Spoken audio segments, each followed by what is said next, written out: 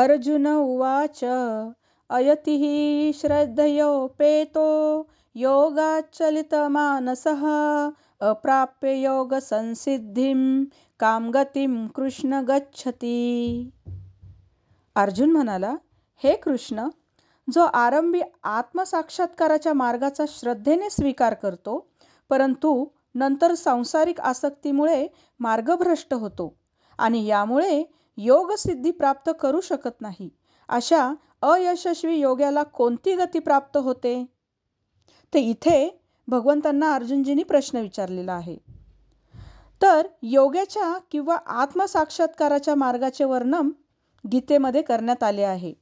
जीव म्हणजे भौतिक शरीर नाही, तर जीव हा शरीरापासून भिन्न आहे आणि सच्चिदानंद जीवनामध्येच तो सुखी होऊ शकतो. हे ज्ञान म्हणजे आत्मसाक्षात्काराचे मूळ तत्व आहे. सच्चिदानंद जीवन हे शरीर आणि मन या दोहोपलीकडे आहे. आत्मसाक्षात्काराची प्राप्ती ही ज्ञानमार्ग, अष्टांग योगाचा अभ्यास किंवा भक्तियोगाद्वारे होते. या प्रत्येक पद्धतीमध्ये मनुष्याला जीवाचे वैज्ञानिक स्वरूप, त्याचा भगवंतांशी असणारा संबंध आणि ज्या क्रियांद्वारे भगवंतांशी तुटलेला संबंध पुनर्स्थापित होऊ शकेल आणि कृष्ण भावनेच्या परमोच्च परिपूर्ण स्तराची प्राप्ती होऊ शकेल, अशा क्रियांचा साक्षात्कार झाला पाहिजे. उपर्युक्त 3 पैकी कोणत्याही पद्धतीचा अवलंब केल्यास मनुष्याला यथाकाल निश्चिंतपणे परम लक्ष्याची प्राप्ती होते.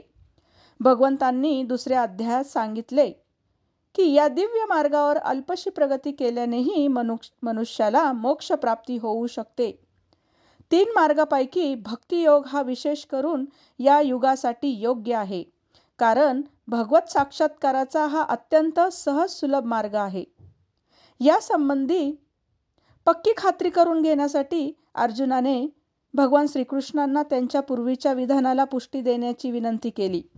आत्मसाक्षात्काराच्या मार्गाचा स्वीकार मनुष्याने प्रामाणिकपणे करील, परंतु या युगासाठी ज्ञानमार्ग आणि अष्टांग योग हे मार्ग अनुसरण्यास अत्यंत कठीण आहे. म्हणून निरंतर प्रयत्न करूनही अनेक कारणास्तव मनुष्य अपयशी ठरू शकेल. सर्वप्रथम मार्गाचा अवलंब करणे इतपत मनुष्य प्रामाणिक नसेलही दिव्य मार्गाचे अनुसरण करणे म्हणजे मायाशक्तीचे युद्धच पत्करणे होय. तर या पद्धतीने पुढे भगवंतांनी अर्जुनजीला उत्तर दिले. पार्थ नैवेह नामुत्र विनाशस्तस्य विद्यते नहि कल्याण कृत्कश्चित दुर्गतीम तात गच्छती. भगवंत म्हणतात, हे पार्था, शुभ कार्यामध्ये युक्त झालेल्या योगी व्यक्तींचा इहलोकात तसेच परलोकातही विनाश होत नाही. आणि हे मित्र, जो मनुष्य चांगले कार्य करतो तो दुष्प्रवृत्तींनी प्रभावित होत नाही. इथे श्रीमद भागवतात नारद मुनी आणि व्यासदेवांना पुढील प्रमाणे सांगतात, जो सर्व भौतिक आकांक्षाचा त्याग करतो आणि परम पुरुषोत्तम भगवंतांना पूर्णपणे शरण जातो, त्याची कोणत्याही प्रकारे हानी होत नाही किंवा त्याचा विनाशही होत नाही. उलट पक्षी अभक्त पूर्णपणे आपल्या स्वधर्माचे आचरण करीत असला तरीही त्याला काहीच लाभ होणार नाही. भौतिक लाभप्राप्तीसाठी शास्त्रसंमत तसेच लौकिक अशी दोन्ही प्रकारची कार्य कृष्ण भावनेतील आध्यात्मिक प्रगतीकरिता योगी व्यक्तीने सर्व भौतिक कर्माचा त्याग केला पाहिजे. यावर एखादा प्रतिवाद करील की जर कृष्ण भावनेची पूर्णतः झाली तरच मनुष्याला परमसिद्धी प्राप्त होईल का? परंतु जर त्याला परमसिद्धीची प्राप्ती झाली नाही तर त्याची आध्यात्मिक दृष्ट्या तसेच भौतिक दृष्ट्याही हानी होते. शास्त्रामध्ये सांगण्यात आले आहे की जर मनुष्याने आपल्या नियत कर्माचे पालन केले नाही तर त्याला त्या प्रमादाची फळे भोगावी लागतात. म्हणून जो दिव्य कर्म करण्यामध्ये अपयशी होतो त्यालाही त्या प्रकारची फळे भोगावी लागतात. परंतु श्रीमद भागवतात सांगते की अपयशी योगी किंवा व्यक्ती चिंता करण्याची मुळीच आवश्यकता नाही.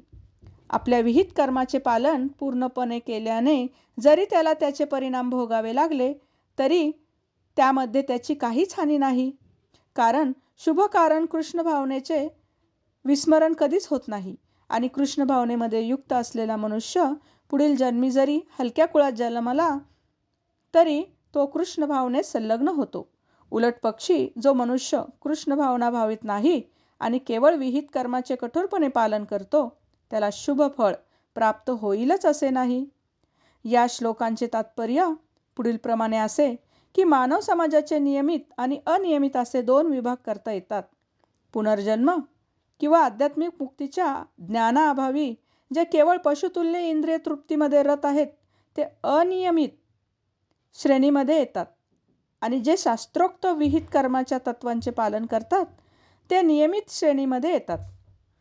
अनियमित श्रेणीमधील सभ्य, असभ्य, सुशिक्षित, असुशिक्षित, बलवान, दुर्बल या सर्व लोकांमध्ये पशुवृत्ती प्रबळ असते. त्यांची कर्मे कधीच शुभदायक असत नाहीत, कारण आहार, निद्रा, भय आणि मैथून या पशुतुल्य प्रवृत्तींचा उपभोग करीत ते दुःखपूर्ण अशा भौतिक जगतात अनंत कालासाठी खितपत पडतात.